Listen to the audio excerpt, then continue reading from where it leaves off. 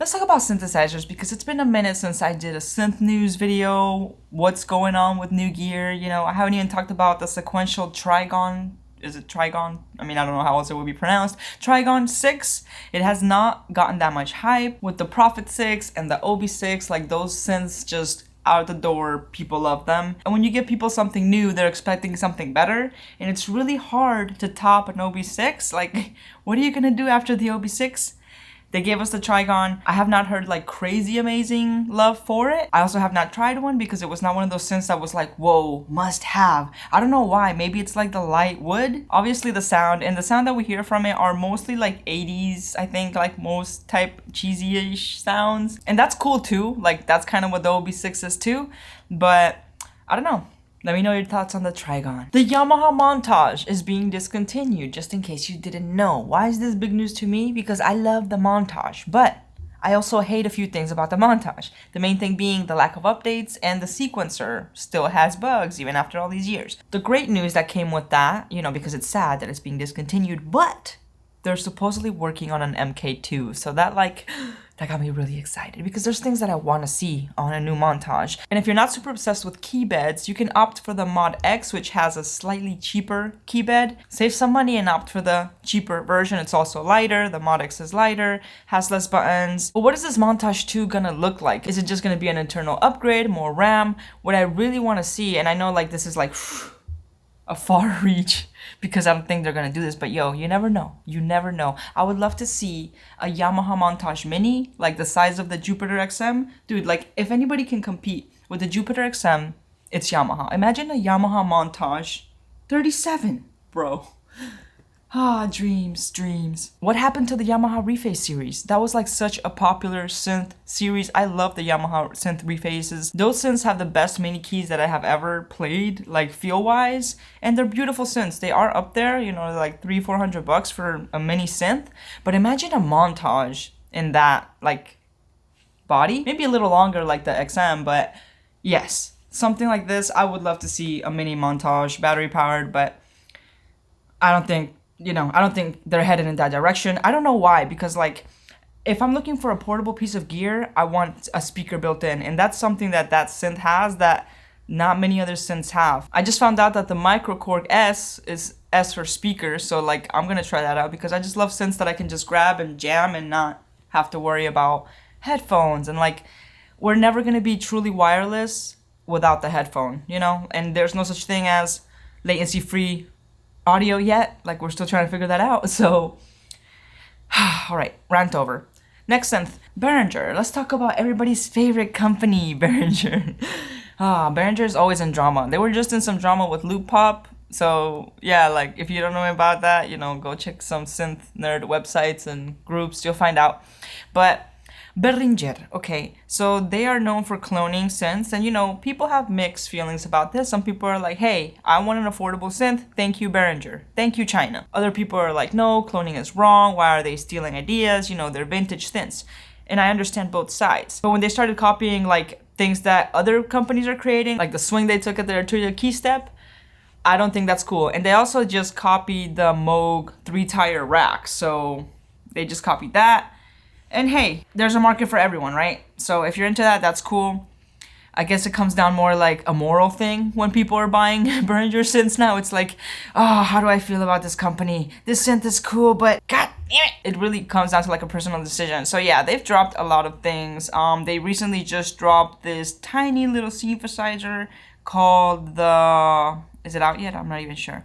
The Behringer JT4000 Micro. $79 compact JP8000. So that's a very attractive price for a child also. Like if you are a teenager or someone that can't afford, like even an adult, bro, like I think that's a steal. And also like I've seen some videos on it. It's polyphonic, like they're ahead of the game. I don't think it's battery powered. It has like a big old USB stick sticking out of the top of it. Reminds me of Korg Volca, and most recently the, what do you call them? The little Roland compact thingies. Those are cool too.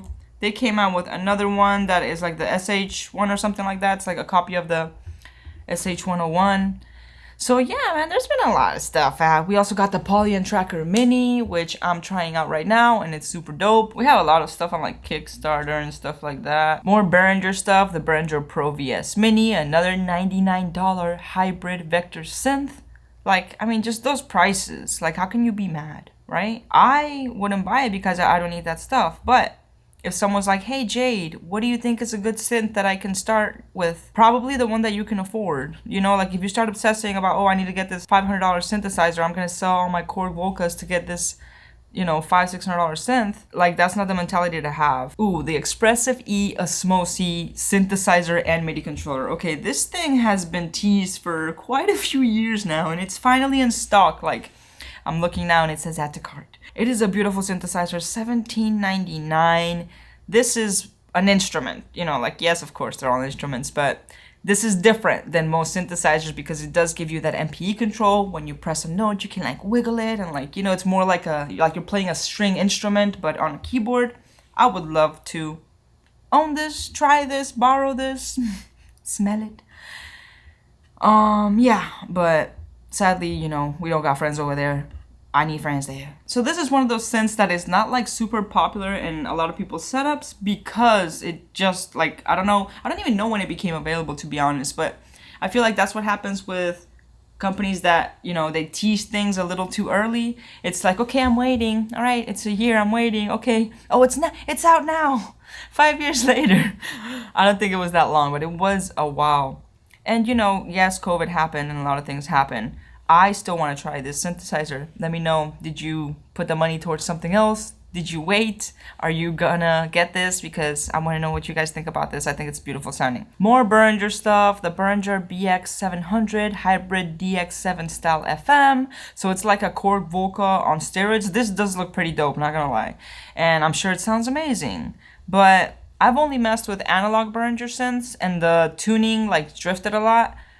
I hope that, you know, it's more stable on these digital and FM synths. No news from Akai since the limited edition MPC X. We are really praying for an MPC Mini. I mean, that's what we all want to see. We've heard some rumors about it. I want an MPC Mini, battery powered, maybe to look like an MPC 1000. I just want something that I can comfortably throw in my backpack that is not a huge MPC live. And I know a lot of people say that like it's perfect size, and I do think it's perfect jamming size. Like if I'm at home chilling, it's not that bad. It could be lighter. It could be thinner, okay? But it's not undoable. But I would like something smaller. Like, imagine something SP404 size, or even better, Poly Mini size. Because the Poly Mini is like perfect size. But with the MPC workflow, I don't think it's going to be a handheld with pads, because that's going to be like hard to play. So I'm not sure how they would do a handheld, to be honest with you. But I hope that this is what we see. I also want to see an Akai MPC Keys Mini. Why is that so hard to say? Like the size of the MPK Mini Play, or even larger. I wouldn't mind it a little larger if I could just have some keys on there, and jamming size. So not as big as a Jupiter XM. Like here I am like designing in my head. I want it this way, god damn it. Definitely battery powered. Like gear that is not battery powered no longer attracts me. I know, there's a discussion to be had there, but when it comes to like huge synthesizers, of course, you know, I'm not going anywhere. But when it comes to just little music making gadgets, like I'm not trying to be tied down. I don't got time for that. I don't know about you, but I don't got time for that. So MPC Mini, MPC Keys Mini, those are the rumors going around. Maybe not the last one, maybe that's just me spreading that rumor, but that's something I would love to see. I'm not sure what they are working on. Like, what could they possibly be working on? An MPC Live MK3, it's been a few years now, maybe 3 or 4 since the Live came out, so we definitely need an update.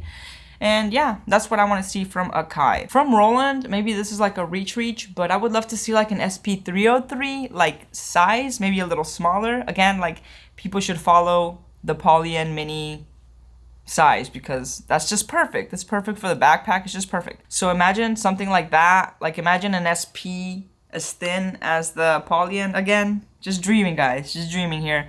But that's what I would like to see. Like a smaller SP404. And I would like all companies to like get it together and like be friends and hold hands like they did with the MIDI situation. Like, okay, now every synthesizer can communicate with each other with MIDI because, you know, Dave Smith was awesome and he's like, hey, I got this thing, let's just all use this, okay? We need to find something like that for Bluetooth audio. please, because there are devices that allow you to plug in one transmitter to your synthesizer and then put the headphones on or the speaker. I don't have the headphone one yet, but like if this works with guitar, it's gonna work with a synth, right? It's gonna work with anything that has a quarter inch. So y'all need to like figure it out where we can have Bluetooth audio, because we need Bluetooth latency-free audio that will work with anything, okay? So please, just be friends, hold hands, get it together. Ooh, there is a module that I am excited about, and it's a very simple module, the Noise Engineering Univer Inter chainable 8-output USB MIDI to CV interface module. This module just meets so many uses for anyone that is using their modular with their computer, because before this, like, you would have to get something a lot bigger just to do this, with like extra things that you probably didn't need. Like maybe you just needed MIDI to CV, and that, I think it's like 8 HP, that's what it looks like. And yeah, I think this is a module that I'm gonna be getting. The Sonicware ELC1 Play is the successor to the Sonicware ELC1. I have not messed with these synthesizers.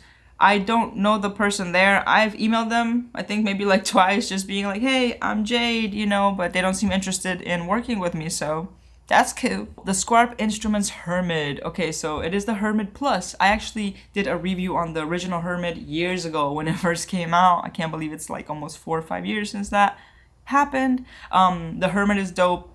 I'm pretty sure the Hermit Plus is gonna be even doper.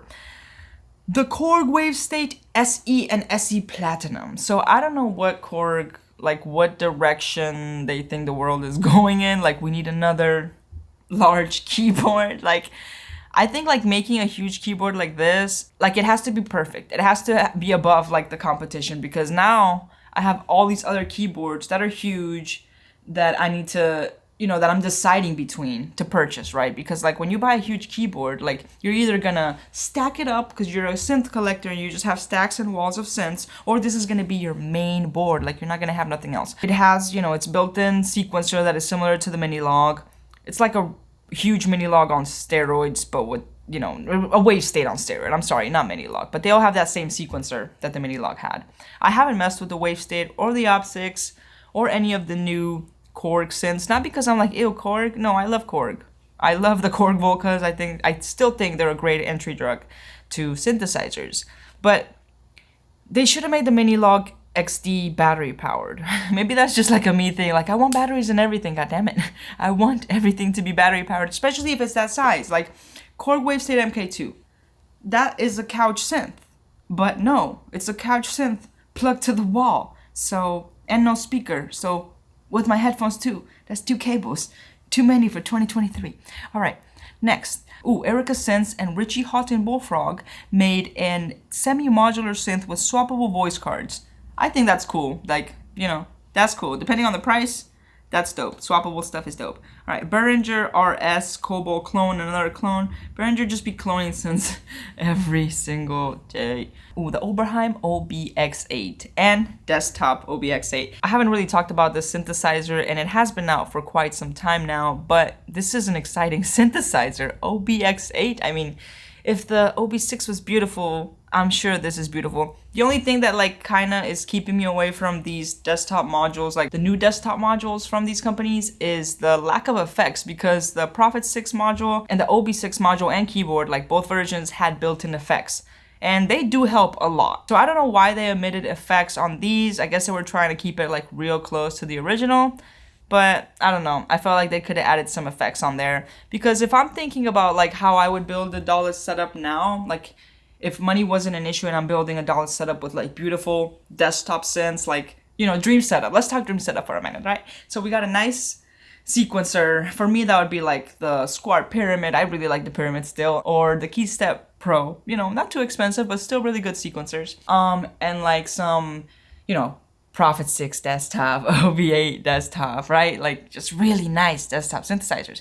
But if I'm starting to think like, okay, I'm gonna grow this setup, now I'm gonna need effects for each one of those synths, unless I'm like running it through a mixer where I'm doing like stuff with aux, and then now you're talking about aux in it now you're talking about 50, 60 cables. It just starts becoming too much. So like I want a synth, or at least a sound source, that is going to give me those effects there, because I don't want to have to run this through this to get to like that, because that's gonna have to happen more than one time. Like, this synth is gonna need effects, this synth is gonna need effects, this synth is gonna need effects. And no, I don't want the same delay over here and over here. It gets very technical very quickly. And hey, if you're doing it that way, like, I applaud you. You're a very patient person, and that is how you learn. That is how I've learned. Like, I can plug stuff without looking from behind, like, you know, my speakers and stuff, bro, because I've done it like a million times. And that's how you get good at things. Trial and error, trial and error, trial and error. So, if it's something that you have to go through, yes. But if I were gonna do it again with a dollar setup, I want machines that have built-in effects. You could also, at the end, run everything through an SP and just have that one effect for everything, but then it's like you have thousands of dollars of equipment, and unless you're multi-tracking, it just gets too complicated, and nobody got time for that. I don't got time for that. Maybe you do. There's also a lot of software, because I don't really cover software, but there is a lot of new software that keeps coming out, new different ways of making music. I just hate like spending so much money on software, because I feel like I have so much software and I don't use it as much as I should. I don't know. I mean, it is so useful. And when I look at software, I'm like, wow, this can do so much more than my hardware thing, right? But then it's like the interface. Like, I'm just tired of being on the computer. So I use software, but I don't talk about it. We don't talk about that. Arturia has given us a new MK3 keyboard controller, which looks like less bougie than the previous version because it is a lot cheaper. So maybe it's lighter, maybe it's not like as well built and heavy, because the MK2 is really like nice. So I'm wondering what the reason is behind the low price.